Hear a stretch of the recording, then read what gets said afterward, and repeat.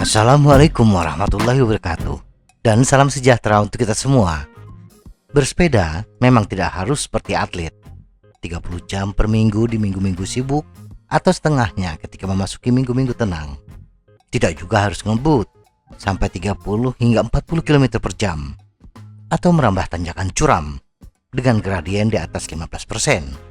Tidak juga harus bersepeda 1 abad, bersepeda minimal 100 km sekali jalan. Tidak juga harus 2 hingga 3 jam di atas sadel. Bersepeda yang terbaik adalah sesuai dengan kemampuan dan kebutuhan kita.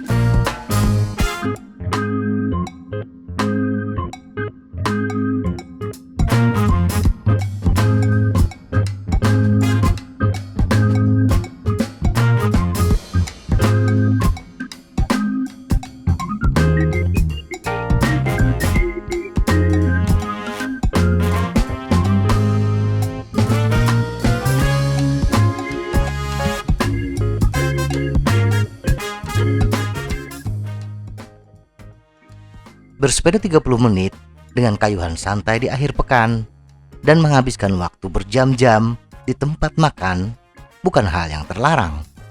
Semua orang memiliki tujuannya masing-masing. Ada yang bersepeda hanya untuk pertemanan, berkumpul bersama teman setelah disibukkan dengan aktivitas rutin. Ada yang bersepeda demi mendapatkan tubuh yang bugar sekaligus menurunkan berat badan. Dan juga tidak menjadi hal yang tabu bersepeda berjam-jam, beratus-ratus kilometer, sebagaimana sering dilakukan oleh pesepeda antusias. Dan memang tugasnya untuk berlatih bersepeda 5 hari dalam seminggu bagi pesepeda kompetitif. Tetapi ada hal yang sama dari semua jenis pesepeda ini. Mereka ingin aktivitas bersepeda adalah aktivitas yang menyenangkan, tidak membuat badan pegal-pegal setelah bersepeda, yang sering mengganggu aktivitas rutin keesokan harinya, atau mengalami cedera yang sering dialami oleh pesepeda antusias dan kompetitif. Bagi pesepeda yang bertujuan untuk bersosialisasi atau bagi mereka yang bersepeda untuk kebugaran, penting untuk memperhatikan bagaimana caranya mengayuh sepeda. Bila kita perhatikan, pesepeda rekreasi sering mengayuh sepedanya dengan kecepatan yang lambat, 15 hingga 20 km per jam. Tidak masalah kecepatan sepeda lambat, tetapi yang sering terjadi adalah putaran pedal pun juga lambat. Disinilah titik masalah. Kenapa pesepeda sering merasakan pegal setelah bersepeda? Bersepeda dengan kayuhan yang lambat, apalagi bila kecepatan sepedanya sedikit cepat, yang diandalkan adalah gear ratio yang besar. Gear ratio besar membutuhkan lebih banyak gaya torsi ketika mengayuh sepeda. Mengandalkan gaya torsi inilah yang membuat otot sering mengalami kelelahan. Tak jarang saya melihat pesepeda mengayuh sepedanya dengan menggunakan top gear ratio.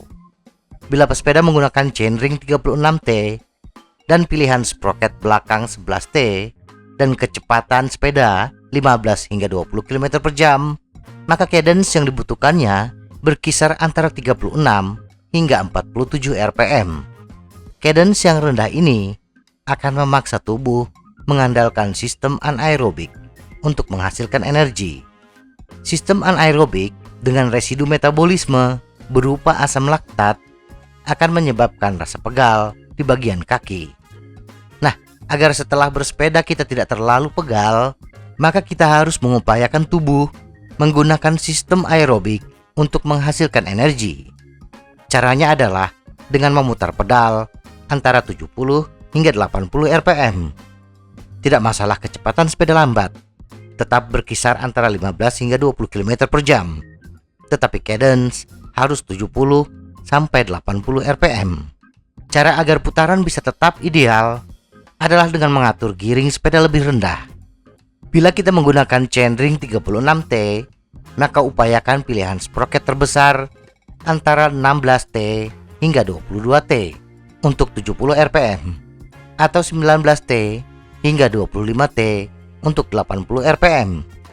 Mungkin sebagian kita menduga dengan putaran pedal yang tinggi justru membuat kita lebih capek. ia akan lebih capek bila kita menaikkan cadence tanpa menurunkan gear ratio. Kecepatan yang sama membutuhkan power yang sama pula untuk orang dan sepeda yang sama.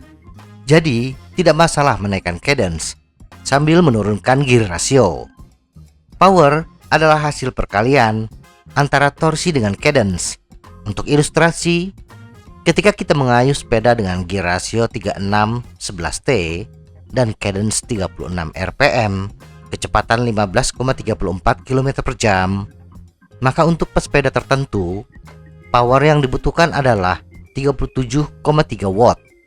Dan ketika menggunakan gear ratio 36-22T dengan cadence 72 rpm, kecepatan 15,34 km per jam, power yang dibutuhkan tetap sama, yaitu 37,3 watt. Jadi, biasakan menggunakan gear ratio yang kecil, setidaknya memilih sprocket tengah, tetapi cadence berkisar antara 70 hingga 80 rpm.